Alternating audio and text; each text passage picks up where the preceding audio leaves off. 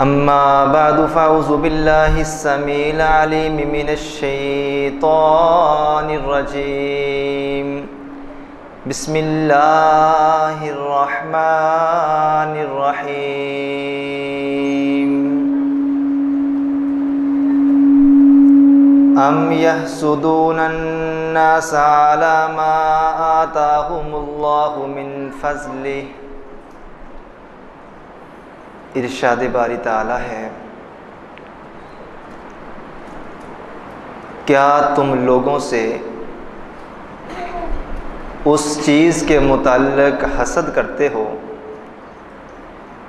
जो चीज़ और नेमत उसे उसके रब ताला ने अता फरमाई है। इंसान को इंसान से कीना अच्छा नहीं। इंसान को इंसान से कीना अच्छा नहीं। जिस सीने में कीना हो वो सीना अच्छा नहीं। अल्लाह खालिकुल अल्लाम की मुख्तसर हम्द व सना, जो अकेला पूरी कायनात के निज़ाम को बड़ी खूबसूरती से चला रहा है, वो मालिक हमेशा से है और हमेशा रहेगा। वो ना थकता है ना सोता है। सोना तो बड़ी दूर की बात, उस माल के दो जहां को ऊँग तक भी नहीं आती। वो अल्लाह जो हमें हमारी बर्दाश्त से बढ़कर दुख तो नहीं देता, मगर हमें हमारी औकात से बढ़कर सुख ज़रूर देता है। वो मालिक जिसने कान की हड्डी से सुनवाया, ज़ुबान की बोटी से बुलवाया और आँख की पुतली से दिखलाया, अनगिनत लातादाद बेशुमार हर किस्म के जायज़ दुरूद व सलाम इमामुल अंबिया जनाब मुहम्मदुर रसूलुल्लाह सल्लल्लाहु अलैहि वसल्लम की ज़ात अक़दस के लिए। अज़ीज़ भाइयों, दोस्तों, बुज़ुर्गों, नौजवान साथियों, काबिल इज़्ज़त काबिल एहतराम पर्दा नशीं मेरी इस्लामी रूहानी माओ बहनों, मैंने आप अहबाब के सामने पारा नंबर 5 सूरा अन-निसा की आयत नंबर 54 तिलावत की है। इस मुनासबत से आज की गुफ्तगू का उन्वान है हसद और उसके नुकसानात। अल्लाह ताला ने हर इंसान को शक्ल, अकल, रंग, रूप, सीरत, सूरत, ज़िंदगी, मौत और इज़्ज़तों के इतिबार से अलग अलग लोगों को मुकामात अता फरमाए हैं। अगर किसी के पास कुछ है तो वो आर्जी है और वो अल्लाह की अमानत है। अगर किसी को किसी चीज़ से महरूम रखा गया है तो ये चीज़ भी आर्जी है। कोई चीज़ हमारे पास नहीं है, ये गम और परेशानी के दिन भी थोड़े हैं। अगर किसी को कुछ दे दिया है तो ये भी उस बंदे की आजमाइश है, और अगर किसी को कुछ नहीं दिया गया तो ये भी अल्लाह की तरफ से आजमाइश है। क्योंकि उस रब्बुल आलमीन के आजमाने के बड़े तरीके हैं। वो कभी इंसान को दे के आजमाता है और कभी इंसान को ना दे के आजमाता है।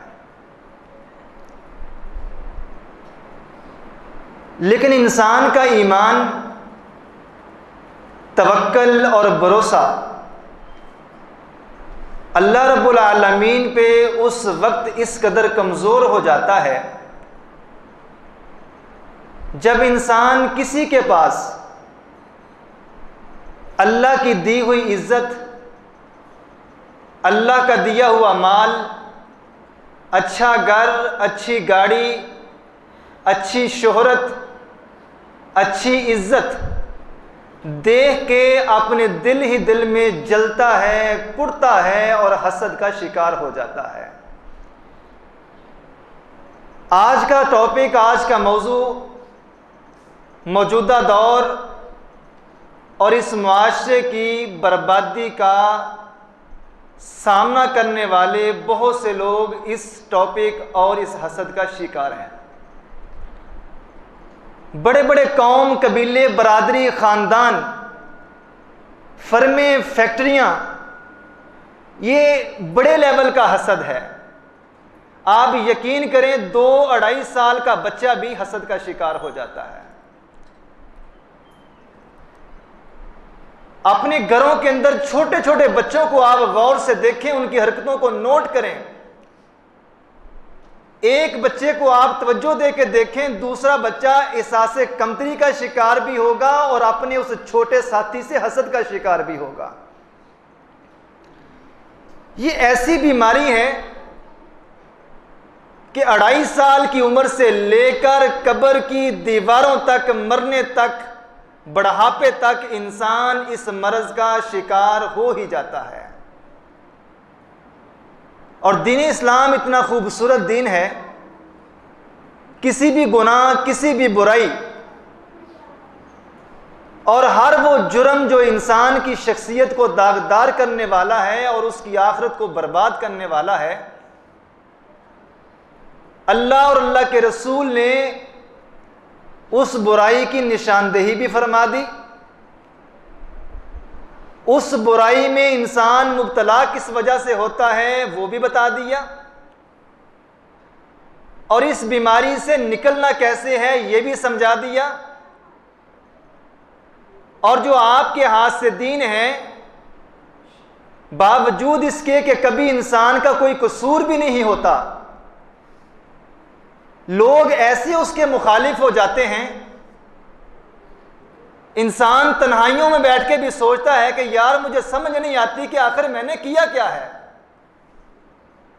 मेरे साथ मुखालफत क्यों ली जा रही है, मुझे नीचा क्यों दिखाया जा रहा है, मेरी किसी नेकी को पसंद क्यों नहीं किया जा रहा, आखिर मैंने इन लोगों का बिगाड़ा क्या है। इंतहाई दिलचस्प भी है और कुरान के अंदर इस उन्वान के ऊपर पूरी एक बहस भी है, और रसूलुल्लाह सल्लल्लाहु अलैहि वसल्लम की अपनी जिंदगी भी हाथ से दीन से मुकाबला करते हुए इस गुजरी है। और रसूलुल्लाह ने अपने उम्मतियों को भी हसद से बचने और हसद का शिकार हो जाने वाले उन तमाम कामों से रोका है और समझाया है, और इंसान को हर जगह पे अल्लाह के रसूल सल्लल्लाहु अलैहि वसल्लम ने ज़िंदगी गुजारने का तरीका और सलीका समझा दिया। पूरी दिलजमी से तशरीफ़ रखें, अगर मेरे मालिक ने चाहा तो ज़रूर फ़ायदा होगा। सबसे पहले तो इस चीज़ को समझ लें कि हसद कहते किसे हैं। किसी के पास अल्लाह की दी हुई नेमत, उसे देखकर अगर इंसान अपना दिल छोटा कर ले, दिल के अंदर जलन महसूस करे और उसकी वो नेकी इंसान को अच्छी ना लगे, समझ लें कि यहां पे हसद की बदबू पाई जाती है। मैं इसको थोड़ा सा और वाज़ेह करता हूं। हसद की आम तौर पे 3 शक्लें होती हैं।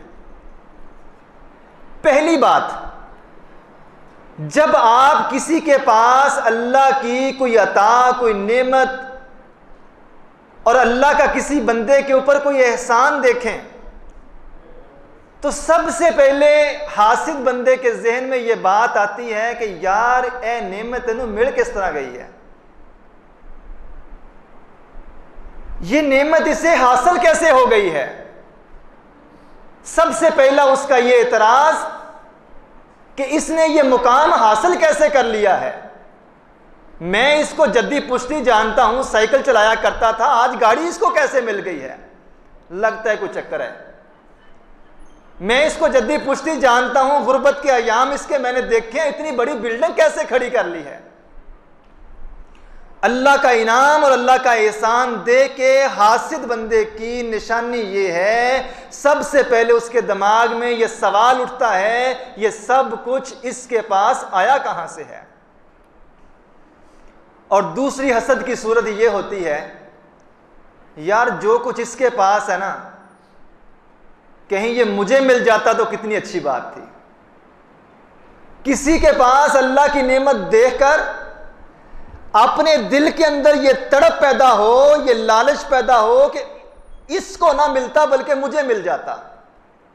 दो सूरतें। और तीसरी सूरत ये होती है, और इंसान इंसानियत के दर्जे से भी गिर जाता है। नंबर एक, ये बात, ये चीज, ये इनाम, ये एहसान इसके पास आया कैसे है। नंबर दो, इसके पास ना होता, कहीं मेरे पास होता तो कितने मजे में होता।